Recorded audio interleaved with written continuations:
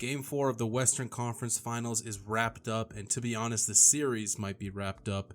The Thunder take this game in a very close, very good game, 128 to 126. They are now up 3-1 against the Wolves. To be honest, I was rooting for the Wolves. I wanted a 2-2 series, not only because I wanted a 2-2 series and a potentially a more interesting series going forward, but because Minnesota, their bench and their role players today were absolutely incredible. Nickeil Alexander-Walker, Dante DiVincenzo, and Jaden McDaniels all had magnificent games.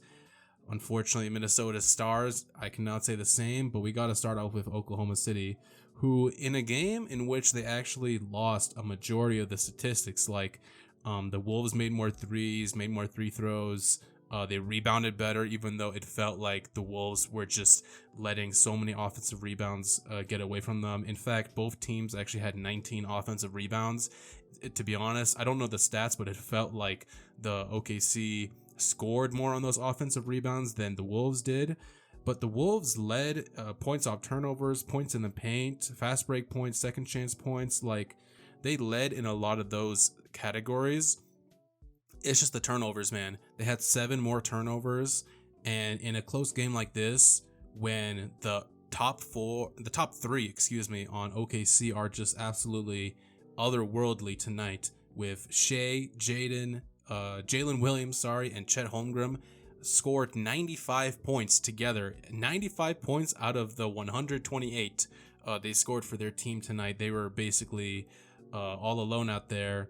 I mean, not really. Caruso had some points and whatnot, but it really was the Thunder's big three, which I think just put on an absolute shot-making clinic in this game. I mean, honestly, this game was really fun because both defenses were super physical. They were pressuring the ball handlers so much, especially Anthony Edwards. But like the Wolves' defense on SGA was like just so much pressure, so much on them. And SGA, I mean, he had 5 turnovers, but he also had 10 assists, which I think was great. 40 points, 9 rebounds for him. I mean, 13 of 30. This is what you want from your MVP. To shoot the ball as much as you can, because the offense starts with SGA every time.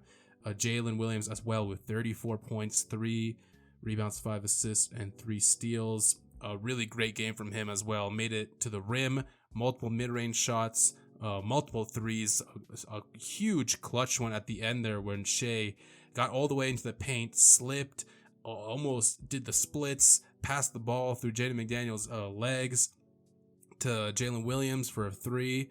I thought Chet Holmgren, this game was also very good, not only hitting his threes, but just being a present, put back dunk. He had a spin dunk going to the rim. He had a huge block to end this game on, I believe it was Jaden McDaniels, and just great defensive possessions from him as well in this game.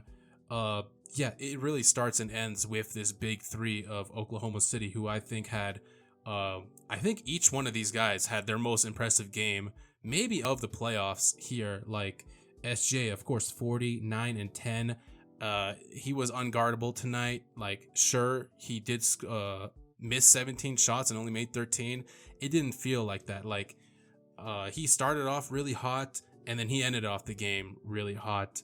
And I just thought that, Minnesota has tried everything, every single person. Ant, Dante, Jaden McDaniels, of course, Nickeil Alexander-Walker, his cousin. Did you guys know that there are 2 cousins? Did you know that there's cousins in the NBA and they're playing against each other? And the other one is Nickeil Alexander-Walker, who had his best offensive game of the playoffs, 23 points, 6 assists, 9 of 15, 5 of 8 from 3. I mean, he was just incredible today, hitting his threes and attacking off the dribble. And then Dante DiVincenzo, 21 points, 5 threes. That was huge. His best game of the playoffs for sure. Another great Jaden McDaniels game where his offense, 3 of 6 from 3, 9 of 15 overall, turnaround jumpers and all that. Like, Jaden McDaniels is really good on both defense and offense. It's just, unfortunately, today, Anthony Edwards and Julius Randle did not show up. I want to give a shout out to Gobert as well, who had his best game by far as well, not only offensively with 13 points, but defensively. Shea got him on the switch multiple times, and he did get him 1 or 2 times on that 3, but Gobert held his ground in a lot of those defensive possessions. Unfortunately, I felt like he couldn't rebound well enough. I know he ended up with 9, and 7 of those are offensive. 7 offensive rebounds is great, but it's not great when you only get 2 defensive rebounds. So I just thought that was a bit disappointing from him, and just the Timberwolves in general, like the fact that both teams let up 19 offensive rebounds.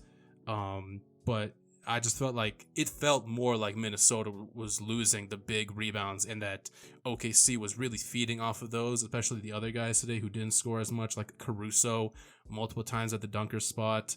Yeah, pretty much it. There's really not that much else from OKC other than the top 3. And yeah, we gotta start with Ant. He attempted 1 shot in the first quarter. At the very end of it, like 30 seconds left, he attempted 2 shots total in the first half.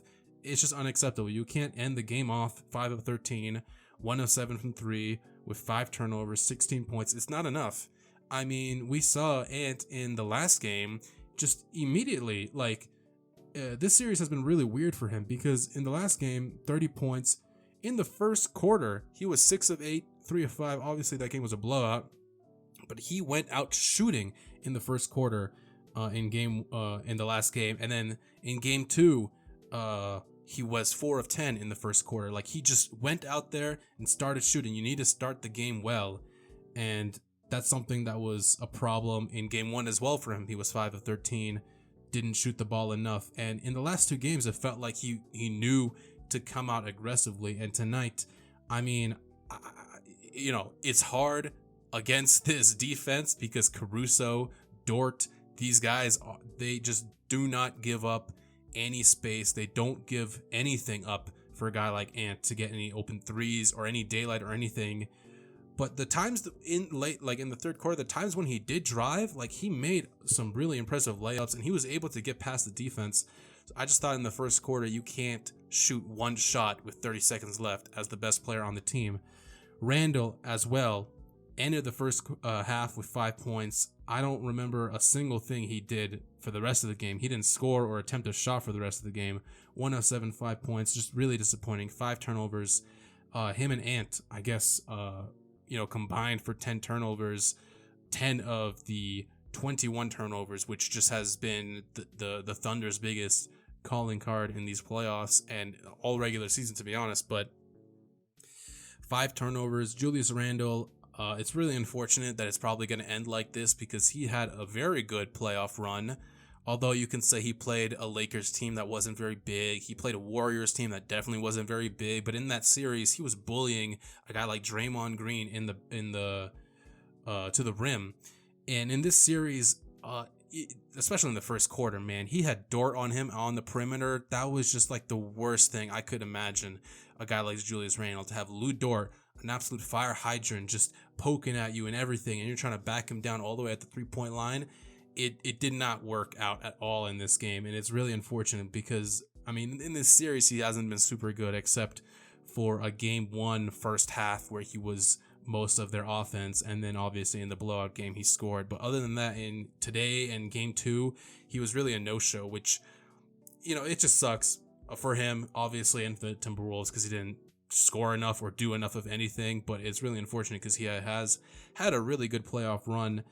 And then, I just go back to Anthony Edwards, 16 points, 5 of 13, 1 of 7. This is a guy that was making almost 4 threes a night. And in this series, how many threes has he made? Tonight he made 1. In the blowout game, he made 5. In game 2, he made 1. And in game 1, he made 3. So he just has been underperforming on his threes. Obviously, having those guys on the perimeter defense of Oklahoma is just ridiculous. It has been in this entire series, but it just is disappointing that he wasn't able to shoot enough. And I just thought that first half by both of them was really quite disappointing. And then in the fourth quarter, I understand that Alexander Walker, Jaden McDaniels, those guys were the ones scoring. I can understand him giving the ball to them a couple times, but one of the last possessions there when Chet blocked Jaden McDaniels on that drive, I just thought, Ant, this is your time. You have to be the one to take these shots. I know these other guys are hot, but you have to be the one to take these shots and then make the assist. And he had a couple of nice assists when he drove all the way in and the defense just collapsed on him and he was able to get a couple nice assists off of that. I think that he should have tried to take the last shot, to be honest. And then, yeah, it's just really disappointing to lose a game where you have, like I said, these role players not only hitting their threes, and you were much more efficient than the OKC this game at 51%, 43% from three, and 78% from the line. Like, you were a very efficient offensive game. And same goes to the OKC. Like, both of these teams were incredibly good on offense and defense tonight. A very rare showing. You'd think that, like, they would give up one side or the other, but no, like, both teams were absolutely on their A game on both sides of the ball in this game, which just made for a super entertaining game. And yeah, you can see the margins. Like, Minnesota won a lot of the margins. They really lost on the turnover battle, which they have basically this entire series except game 3. So yeah, it's really, disappointing that they weren't able to come out with this win, because I think 2-2, especially like your role players giving you this kind of game, you have to win this game. Again, unfortunately, they couldn't do it. OKC comes out of here with their big 3 having, I think, definitely their best game collectively in these playoffs, in a super important game for them. I mean, obviously, they don't want to go 2-2. They can probably still win the series, but winning on your home court in game 5 is most ideal. And again, just props to Shea and Jalen Williams, who just were absolutely incredible shot making tonight. Just tough shots everywhere. Chet as well, and defensively. I mean, this series hasn't been the closest in every single one. This game was incredibly close, and this game was incredibly fun. Unfortunately, there's probably not going to be much more than game 5. I am going to choose that the Thunder win in game 5, because I find it hard for the Wolves to come out in Oklahoma and win a game like that. If they do, hats off to them, but like, OKC is just the best team remaining and are most likely the champions this year, to be honest.